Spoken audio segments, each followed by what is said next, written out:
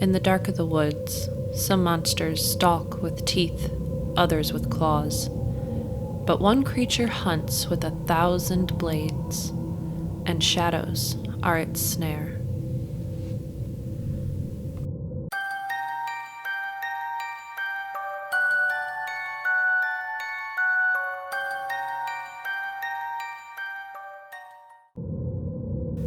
The Witheridge farmlands, once peaceful, now eerie and abandoned.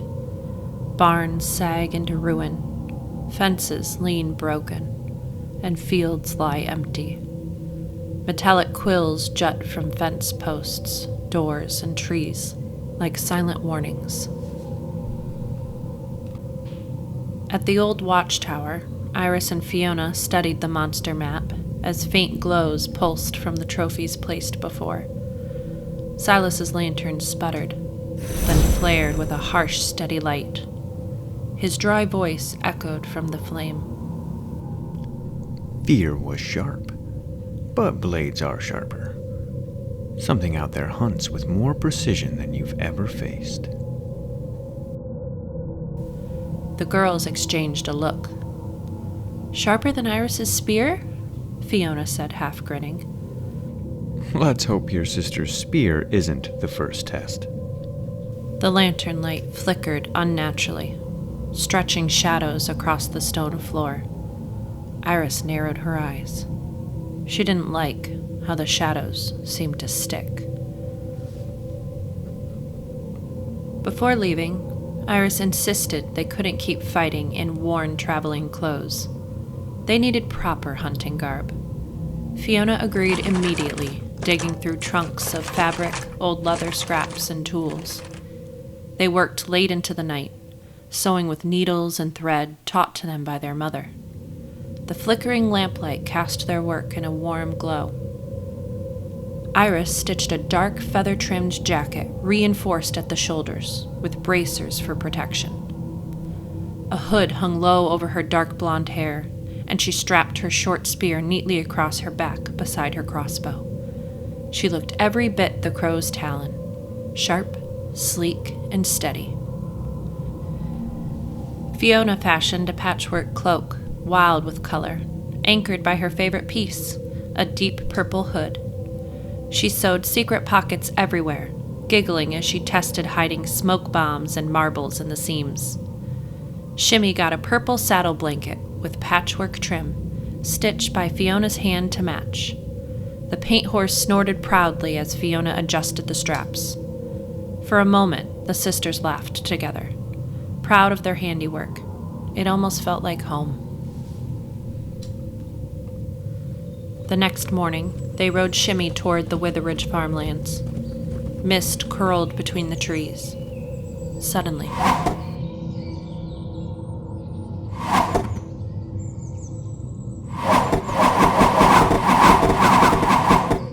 sharp whistling sounds cut the air. Arrows, dozens of them, striking trees somewhere deeper in the woods. Fiona perked up. Hunters? Maybe someone else is already here.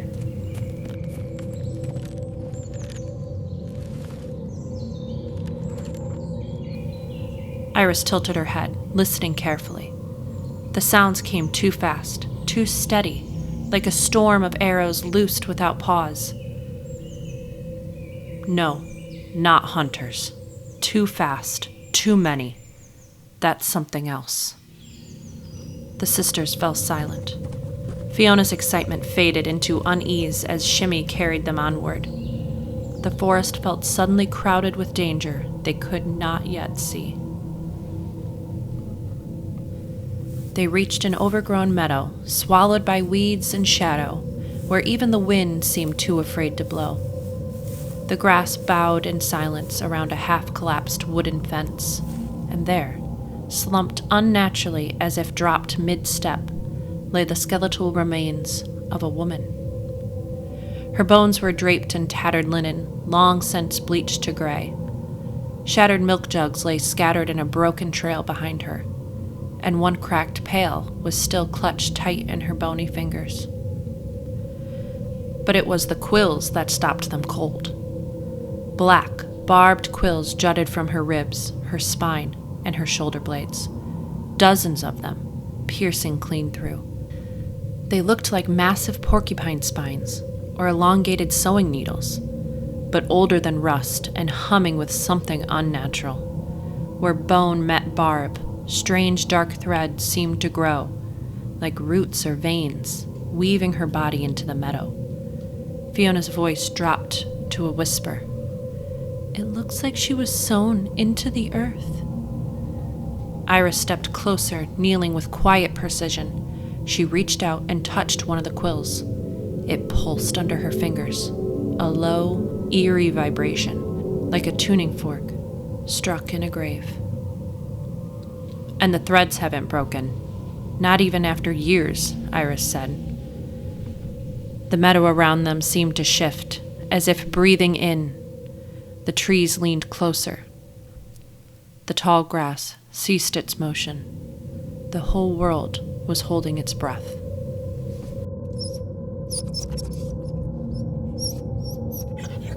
A low whimper carried from a ruined barn nearby. Inside, the sisters found a farm dog pinned to the wall. Its body trembled, but the quills did not pierce flesh. They speared its shadow. The dog's terrified eyes followed them, too frightened to bark. We have to help it, Fiona said urgently. Iris paused. It's bait. The monster wants us close. But Iris saw the pleading in Fiona's eyes and relented with a short nod. Working together, they pulled the quills free. The dog scrambled free, bolting into the fields without looking back. The lantern at Iris's side suddenly flared, pushing back the encroaching dark. The light stretched her shadow long across the barn floor. Before she could react, a volley of quills nailed her shadow to the ground. Iris froze, every muscle locked. I can't move, Iris said, gritting her teeth. The Needlefiend hissed from the rafters. Fiona panicked, fumbling at her belt. Don't you dare! She hurled a small reflective shard, bouncing lantern light wildly across the walls. The monster's focus wavered. Another gadget snapped open with a shrill noise, startling it. The quills loosened, and Iris tore herself free, gasping. Helpful, aren't they? Iris shot the lantern a glare, but Fiona giggled breathlessly, despite herself. The creature unfolded from the rafters, insect-like, skeletal, bristling with hundreds of metallic quills. Its pinprick eyes reflected the lantern light as it skittered down the beams.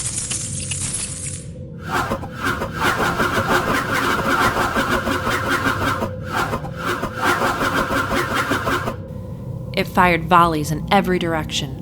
Each spine sang in eerie harmony as it buried into the walls and floorboards. The sisters dashed from the barn, shimmies stamping nervously around. Quills shredded fence posts and sliced through tall grass as they ran. In the fields, Iris caught her breath, setting her crossbow. Silver weakens it, but that won't be enough, Iris whispered. Fiona's eyes lit with wild inspiration. Then we make it fight itself. Its quills hum, right? Let's make them hum so loud it can't stand it. She rigged pots, wires, and scrap metal into a crude resonance trap. Each piece would echo the vibration of the quills back at the monster. They lured the Needlefiend into the trap as it released another storm of spines.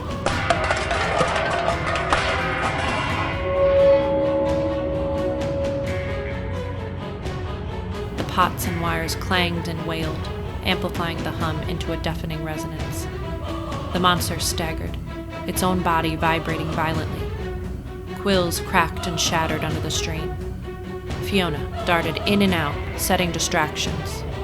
Iris advanced steadily, spear in hand. She drove the silver-tipped weapon into the creature's chest.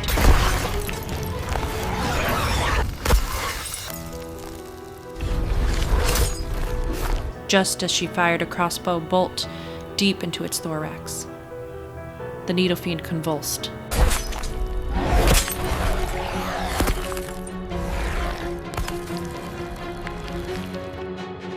Then collapsed in a storm of broken spines. The field fell eerily quiet. From its remains, they retrieved a single gleaming Needlefiend spine, impossibly sharp, never dulling, humming with a faint, eerie note. Back at the watchtower, they placed it on the map among their other trophies. As the sisters caught their breath, a black raven fluttered through the watchtower window, landing on the table. A scroll was tied to its leg with black thread. Iris carefully untied it. Inside, a note sealed with wax. A note from Harper. Word travels fast. You've proven yourselves more than once now. The world is bigger than Gravestone Hollow, and it needs hunters. When the time comes, follow the map. Folded within was a world map, too large to spread on the table in that moment. Fiona's eyes sparkled with wonder. The world, it's so much bigger than I thought. Iris rested a hand on her sister's shoulder. Then we'll face it together. The lantern glowed dimly, Silas's voice quieter than usual.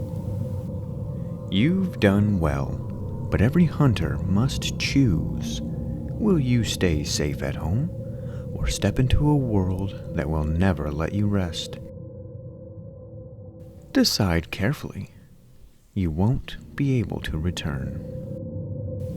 The sisters exchanged a long look, the map between them, the lantern flickering like a heartbeat in the shadows.